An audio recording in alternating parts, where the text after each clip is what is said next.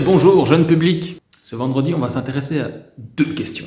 Qui doit contribuer à mon entretien lorsque je poursuis des études? En priorité, ce sont tes parents qui doivent assumer ton entretien jusqu'à ta majorité, ou jusqu'à la fin de tes études. Dans ce cas, l'obligation n'est pas seulement alimentaire, mais couvre également ton logement, ta santé, tes loisirs, tes vêtements, tutti quanti. Naturellement, cette obligation s'évalue au regard de la situation financière de tes parents. Revenus, propriété, etc. Une fois que tes études sont terminées, normalement tu dois subvenir toi-même à tes besoins. Tes parents ne seront en effet tenus qu'un devoir de secours. En gros, c'est ta bouée de sauvetage.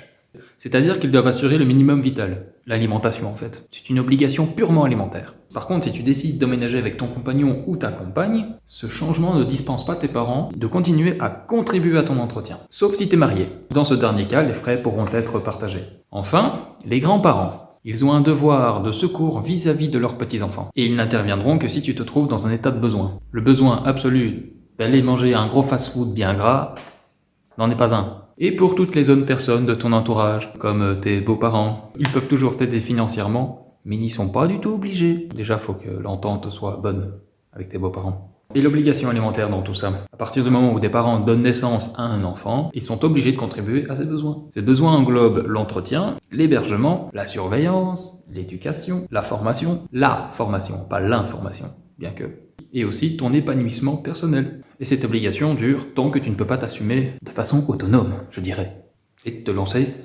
dans la vie professionnelle. En gros, ça ne s'arrête pas à tes 18 ans, pour une fois. En principe, les parents acceptent cette obligation de façon spontanée.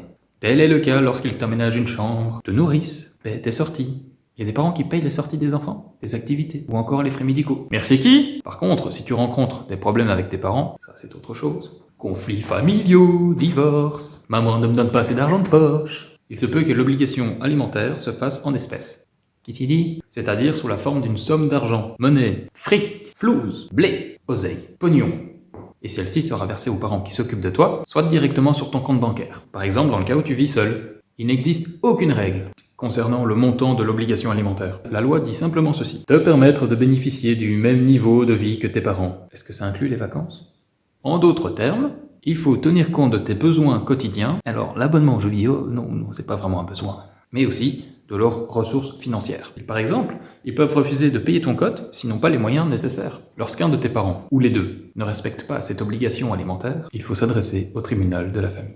Bon, et rien ne t'empêche toi, jeune étudiant, de prendre un job étudiant pour te payer tout ce que tu veux. Sortie, abonnement aux jeux vidéo, même des vacances avec tes potes. Pourquoi pas? Parlant de vacances, moi j'y suis bientôt. Et tu veux partir à l'étranger? Bah ouais! Partir à l'étranger en 40 questions. Encore une brochure!